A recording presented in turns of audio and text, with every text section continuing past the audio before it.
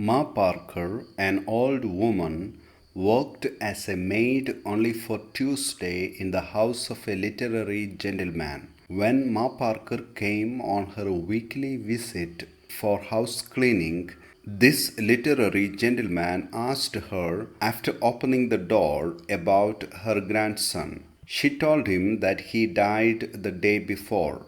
This information shocked the literary gentleman who was in the middle of his breakfast. His dressing gown was shabby and he had a crumpled newspaper in one hand. In a superficial attempt to express his sympathy, he asked her about the funeral.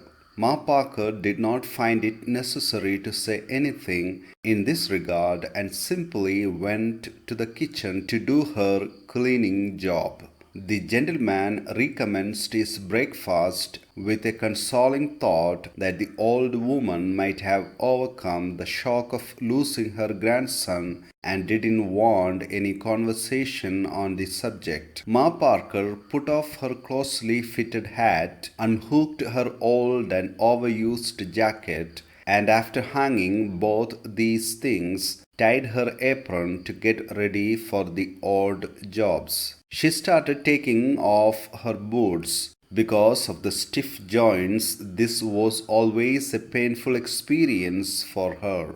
But she had become so much used to pain and suffering that her face would become tense and drawn even before the painful act started. In spite of her external composure and unwillingness to discuss the subject, Ma Parker remembered her little grandson standing on her lap after his play. He would persuade her to give him a penny. She remembered how, after a pretended reluctance, she would start feeling for the purse and would ask him what he would give her in return. The little child would laugh a little and press closer to her and say that he had nothing to give her. Ma Parker suddenly checked the flow of her memories from the past to present moment and started doing her menial job. The literary gentleman's kitchen was really in a mess. He used to empty the tea leaves into a jam jar and wipe over one or two forks on the roller towel when needed. He called his system quite simple and used to wonder why people worried so much about housekeeping. He did nothing himself and left everything to be done by the maid to do the cleaning by coming once a week on Tuesday for a fee of half a crown. His house before being cleaned by the old woman would look like a huge dustbin with litters. Toast crusts, envelopes, cigarette ends, etc., would remain scattered on the floor. Ma Parker would feel no ill will but pity the gentleman for not having anybody to take care of him. The window of the room was also dirty, so that when anyone looked outside through it, the sky seemed to be shabby and the clouds appeared to be old and tattered with dark stains like tea leaves spread on them. Ma Parker had lived a hard life. Even her neighbors admitted this. She left Stratford-on-Avon at the age of 16. Strangely enough, she had never heard of Shakespeare until she heard the name in theatres. She started as a kitchen maid in a cellar where the cook was very cruel. She was prohibited to go out.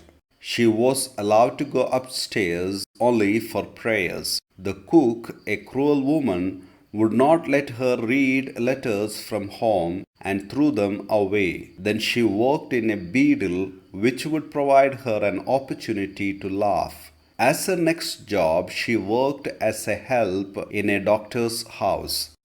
After 2 years, she got married to a baker. This was also a very painful experience. She had 13 children, out of whom 7 died very early. Her husband was found to have consumption. He died and left Ma Parker to raise the remaining 6 children all by herself. The old woman recalled the struggle she had in bringing up her 6 little children and manage everything by herself. When they started going to school, her sister in law came there.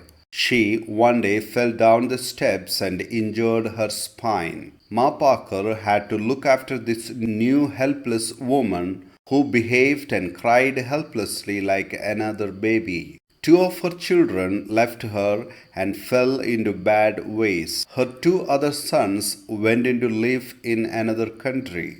One joined army and left for India. Her youngest daughter, Ethel, got married to a worthless waiter who soon died, leaving behind a newly born son, Lenny, to be taken care of by Ma Parker. While remembering all her sorrowful past, she had cleaned the things. Once again, she shuts out her past memories. Her grandson Lenny was not strong and appeared like a girl. He had silver hair, blue eyes, and a small pale brown spot on one side of his nose. He was weak, and Ma Parker tried her best to make his health better, but she could not improve his health. Whatever the case might have been, he was the old woman's only gift of nature that she loved and valued very much. She heard the literary gentleman as he was ready to go for a walk. He told her that her half crown was lying in the tray of the inkstand. Before leaving, the man asked her if she threw cocoa last Tuesday. She replied in the negative, but he said softly, though firmly, that he was dead sure that he left some cocoa in the tin. He asked Ma Parker to tell him before she threw anything. The literary gentleman was apparently careless, but tried to make old Ma Parker feel that he knew about all the small things in the kitchen. The shallowness of the literary gentleman stands out in clear contrast to the inner warmth and humanity which Ma Parker has retained within her in spite of all her suffering and the difficulties she faced. After his departure, Ma Parker recommenced her job. She remembered Lenny and his sufferings. He had some disease of chest and could not get rid of it. When he coughed, he was all sweat and his eyes would stand out. When he did not cough, he would sit against the pillow, dumbstruck. He felt pain within, and this gave him a look of being offended. Ma Parker could not bear any more the pain she felt inside her on thinking about Lenny, and threw the bedsheet over the bed in a hurry so that she could leave the room and find time to express her sorrow all by herself. She had faced odd turns of fortune throughout her life, and never she had a tear. She always kept herself under perfect control. But now little Lenny's death turned her emotional. Suddenly she pinned on her hat, put on her jacket, and walked out absent-mindedly, lost in thoughts. She was unaware of her destination. She found people passing her quickly without taking any note of her or caring for her sorrow. All at once she felt like weeping over everything she had gone through. She was unable to defer it any longer and wished to shed tears in order to gain her emotional balance. Unfortunately, she could not even weep at home or on a bench anywhere. She couldn't weep in the gentleman's flat or on the steps of a building because of one reason or the other. She could not find any suitable place where she could be all by herself and weep without disturbing or being disturbed by anybody. She looked up and down but without any hope of finding such a place. Her apron became a balloon because of the icy wind, and then it also started raining. There was no place for Ma Parker to weep and find some relief in this way. The wind and rain showed the indifferent nature of the world in which she had to live with her suffering bottled up within herself.